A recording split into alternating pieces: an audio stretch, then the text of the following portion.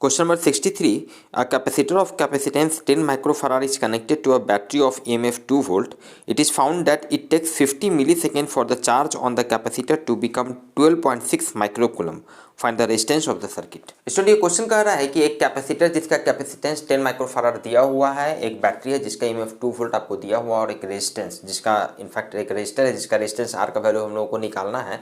Question कह रहा है कि इस कैपेसिटर पे जो चार्ज है, इस कैपेसिटर पे चार्ज जो है वो 50 मिली सेकेंड में 12.6 माइक्रोकूलम हो जाता है। 50 मिली सेकेंड में ऑब्वियसली क्या है कि जैसे ही बैटरी को कनेक्ट करेंगे तो अभी तो ये अनचार्ज है, मतलब Q का वैल्यू 0 है, चार्ज का वैल्यू 0 है, धीरे धीरे चार्ज होने लगेगा और चार्ज होते होते 0 से जब इस पे चार्ज कितना हो जाता है 12.6 माइक्रोकूलम, ये सबको स्टैंडर्ड यूनिट में हम लोग कन्वर्ट कर दिए हैं। तो इतना चार्ज होने में इसको कितना टाइम लगा, तो 50 मिली सेकेंड टाइम लगा। तो हम लोगों से पूछा जा रहा है भाई कि इसमें जो रजिस्टर यूज किया गया है उसका रेजिस्टेंस का वैल्यू कितना है। तो स्टूडेंट बहुत ही सिंपल है, अगेन फॉर्मूला बेस्ड क्वेश्चन। ये सिंपल आपका चार्जिंग का सिचुएशन है, मतलब कैपेसिटर को हम चार्ज कर रहे हैं। तो चार्जिंग के सिचुएशन में कैपेसिटर पे जो चार्ज होता है किसी भी टाइम टी पर, किसी टाइम टी पर कैपेसिटर पे जो चार्ज होता है उसका ये फॉर्मूला, स्टैंडर्ड फॉर्मूला आपको पता होना चाहिए।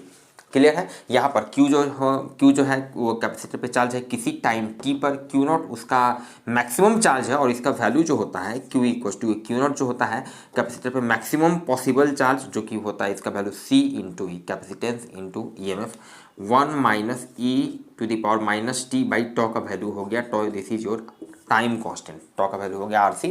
अब यहाँ पे आपको कुछ नहीं करना है, सबका वैल्यू आपको दिया हुआ है। टाइम टी पर Q का वैल्यू, इस पर कितना चार्ज है ये हम लोगों को दिया हुआ है 12.6 into 10 to the power minus 6 coulomb, इतना चार्ज आया है।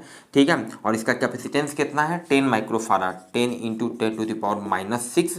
बैटरी जो यूज किया गया है उसका EMF कितना है 2 वोल्ट है। चलिए ठीक है, 1 minus E to the power minus कितना टाइम पे ये चार्ज, इतना है, कितना टाइम पे, तो 50 मिली सेकेंड, मतलब टी का वैल्यू हो गया 50 into 10 to the power minus 3, इतना सेकेंड हो गया, minus T by RC। R का वैल्यू हम लोगों को निकालना है, C कैपेसिटेंस का वैल्यू है 10 into 10 to the power minus 6 coulomb. Clear है। तो आप देख सकते हैं यहाँ पर सिर्फ और सिर्फ इस रिलेशन में एक R अननोन है। तो यहाँ जब इसको स्टूडेंट आप सॉल्व करेंगे तो स्टूडेंट इसको फाइनली सॉल्व करने के बाद R का वैल्यू आ जाता है 5 किलो ओम।